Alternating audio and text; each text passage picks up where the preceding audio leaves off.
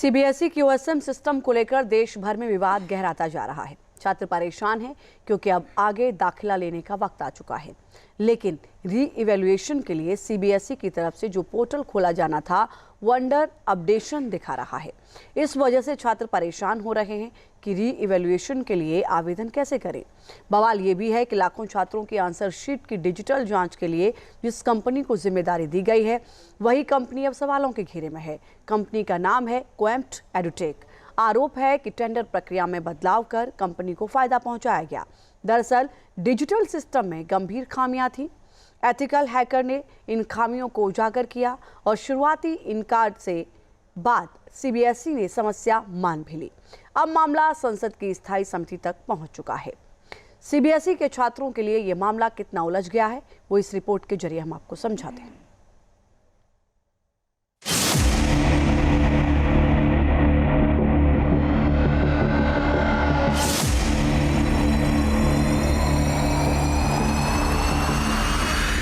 CBSE के OSM system में कहां और किससे हुई लापरवाही? एडटेक कंपनी क्वेम्प्ट एडुटेक फिर विवादों में क्यों आई? 17 लाख से ज्यादा बच्चों के भविष्य को किसने लगाया दांव पर? 2026 में सीबीएसई ने पहली बार बड़े पैमाने पर 12वीं क्लास की कॉपियों में मूल्यांकन के लिए ओएसएम यानी ऑन स्क्रीन मार्किंग सिस्टम लागू किया। इसका मकसद था मूल्यांकन प्रक्रिया को तेज, पारदर्शी और उसमें ह्यूमन एरर को खत्म करना।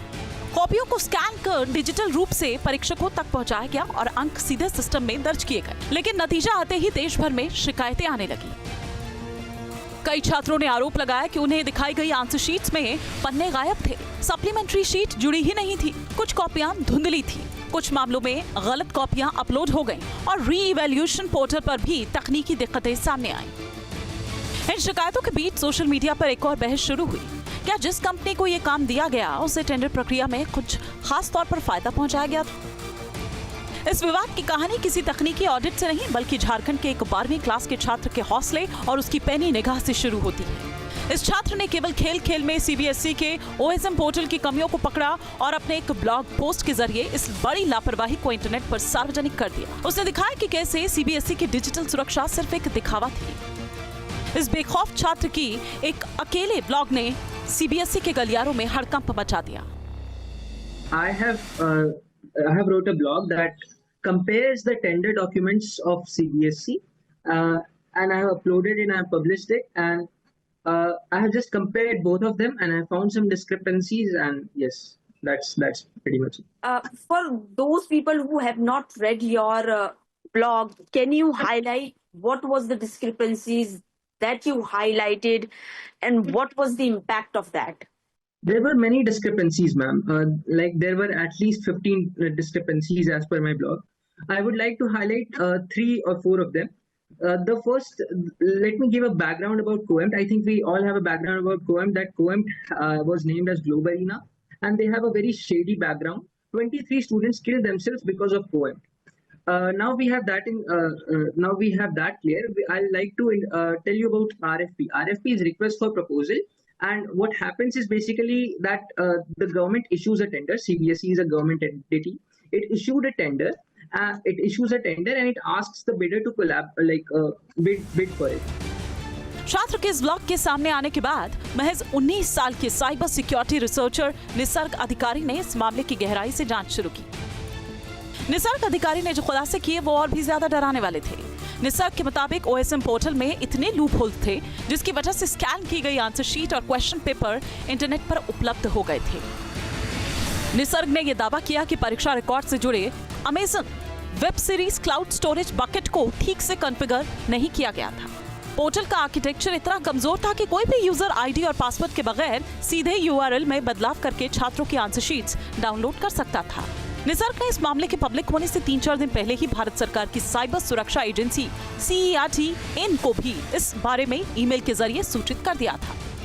इसके बाद सीबीएसई ने अपने बयान में कहा कि हमने अपने सर्विस प्रोवाइडर के ऑन मार्क पोर्टल में मौजूद उन सुरक्षा खामियों पर बारीकी से निगाह रखी हुई है जिन्हें पब्लिक रूप से उजागर किया जा रहा है। इस तकनीकी लूप होल को अब पूरी तरह से ठीक कर दिया गया है। हम उन सभी सतर्क नागरिकों और एथिकल हैकर्स के प्रति आभार व्यक्त करते हैं जिन्होंने इन कमजोरियों की ओर हमारा ध्यान आकर्षित किया। इनमें से कुछ लोगों से हमने सीधा संपर्क भी किया है।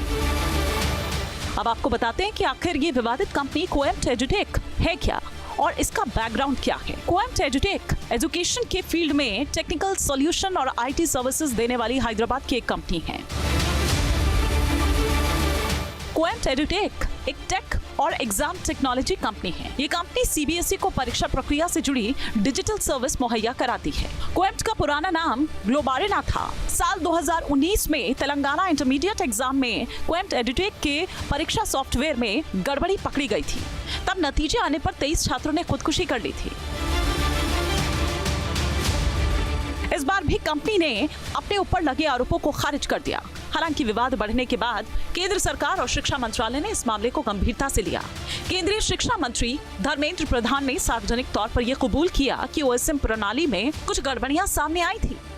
पहली बार देश में सीबीएसई ने इसको प्रयोग किया, उसमें कुछ विसंगति ध्यान में आ रही है। इसको मैं दायित्व लेता हूँ, उसको ऐसे ठीक करा जाएगा, उसके उपाय निकाला जाएगा। उस काम पे हम सब लोग जुटे हैं। हम एक भी विद्यार्थी की ऑन आंसर्ड क्वारी को, कोई उनकी मन की जिज्ञासा को हम असमाधित नहीं छोड़ेंगे। 40 करोड़ पेपर स्कैन हुई है, उसमें से 17 लाख में से 4 लाख स्टूडेंट्स लौट के आए हैं। अपना आंसर शीट को उन्होंने अपने हाथ में लिया है। लगभग 11 लाख कॉपी उनके पास गया है, उसको भी वो देख रहे हैं। सीबीएसई ने बहुत सारे अच्छे एजेंसियों को भी, अभी आईबी को भी इन्वॉल्व किया है।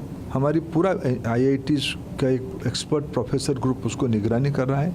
और सीबीएसई की जो सॉफ्टवेयर बना है, उसकी जो कोडिंग वगैरह की इंटरनल कैपेसिटी के लोग बनाए हैं, इंटरनल लोग बनाए, या जो टीम करके हम लोग इसकी बच्चों को कोई और दिक्कत ना आए। जो दिक्कत आई है उसके लिए हम जिम्मेदारी लेते हैं।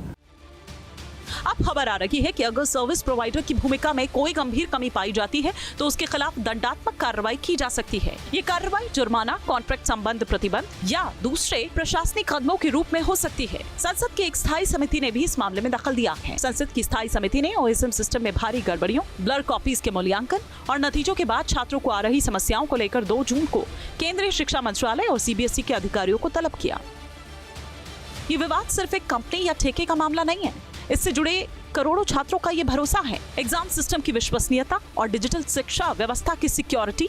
भारत तेजी से डिजिटल एग्जाम और मूल्यांकन सिस्टम की तरफ बढ़ रहा है। ऐसे में अगर किसी सिस्टम में पारदर्शिता, डेटा सिक्योरिटी या तकनीकी विश्वसनीयता को लेकर सवाल उठते हैं तो उसका असर पूरे एजुकेशन सिस्टम पर पड़ सकता है। फिलहाल सवाल कई हैं और जवाब अभी अधूरे हैं। क्या टेंडर प्रक्रिया पूरी तरह से निष्पक्ष थी? क्या साइबर सिक्योरिटी में गंभीर लापरवाही हुई? क्या कोएम्प्ट एजुटेक की भूमिका में कोई कमी थी? और सबसे अहम सवाल ये कि क्या छात्रों का भविष्य या भरोसा फिर से बहाल हो पाएगा? Team news nation.